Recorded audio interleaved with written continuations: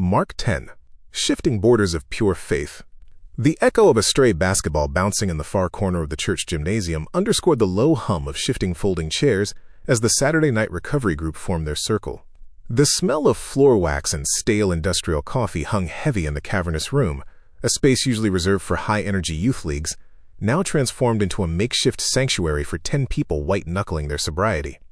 Thomas adjusted his grip on his well-worn paperback Bible, looking across the circle at Sarah, his co-facilitator, who gave him a sharp, encouraging nod before checking her own notes on Mark chapter 10. "All right, family, let's bring it in," Thomas said, his deep voice carrying easily across the polished hardwood floor.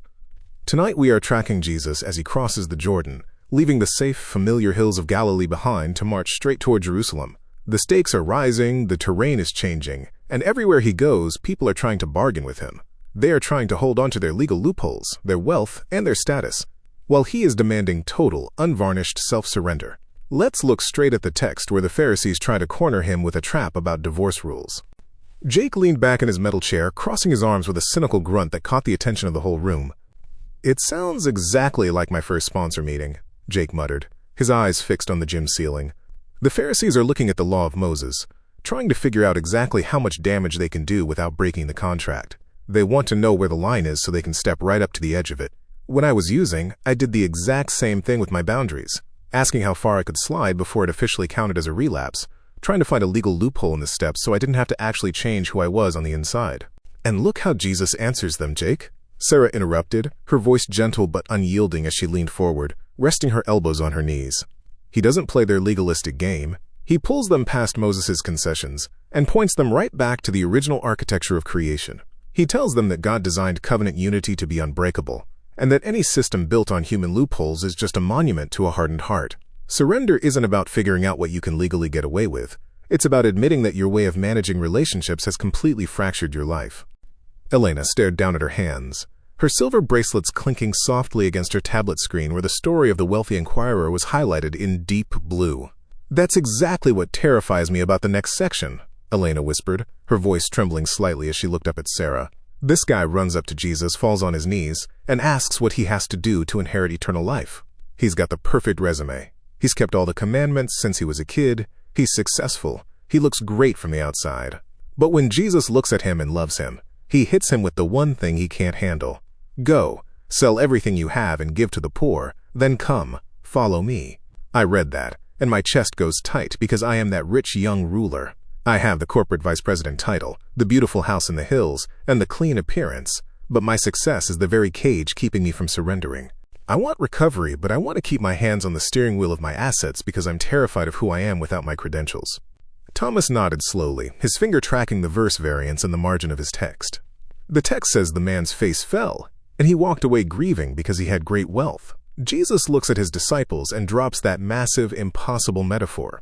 It is easier for a camel to squeeze through the eye of a needle than for someone relying on their own resources to enter the freedom of God. The disciples are completely blown away because their cultural mindset told them that wealth was proof that you were doing everything right. But Jesus is showing us that white-knuckling your own security makes transformation humanly impossible. You can't bargain your way into freedom with your bank account or your clean record. "It's the same ego trip that hits James and John right after," Jake said, hitting the palm of his hand against the metal frame of his chair. "Jesus literally just finishes detailing his own execution, telling them about the spitting, the mocking, and the scourging. And the Sons of Thunder immediately step forward to ask for the top executive seats in his administration. They are trying to turn a march toward a crucifixion hill into a corporate promotion campaign. They want the glory without the surrender of their ambition." Sitting on the absolute edge of the circle, his frayed denim jacket pulled tight against the draft sliding under the gym's double doors, Leo cleared his throat, his voice rough from hours of silence. "If you have nothing left to lose, the request changes completely," Leo said, looking directly at the center of the floor where the basketball lines intersected. "Look at how the chapter ends in Jericho with blind Bartimaeus sitting in the dirt by the highway. He doesn't have Elena's credentials or James's ambition. He's just a broken beggar screaming for mercy over the noise of the crowd trying to shut him down. When Jesus stops and calls him, the text says Bartimaeus throws off his cloak, jumps up, and comes to Jesus.